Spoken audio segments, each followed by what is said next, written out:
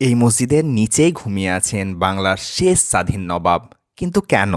আজ চলে গেছিলাম মুর্শিদাবাদের কাটরা মসজিদ দেখতে। কাটরা কথার অর্থ বাজার।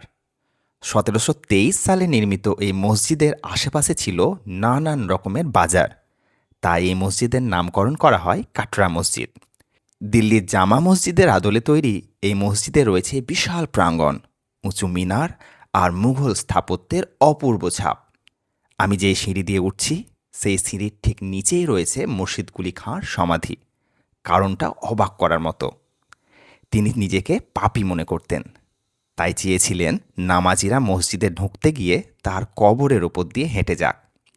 তার বিশ্বাস ছিল হাজারো মুসল্লির পায়ের ছোঁয়া তার গুনাহ মাপ করিয়ে দেবে কিয়ামতের দিন। ইতিহাস, বিশ্বাস আর বিনম্রতার এই মিলনস্থল কাটরা মসজিদ। এই গল্পটা কে কে জানতে কমেন্টে অবশ্যই জানাও।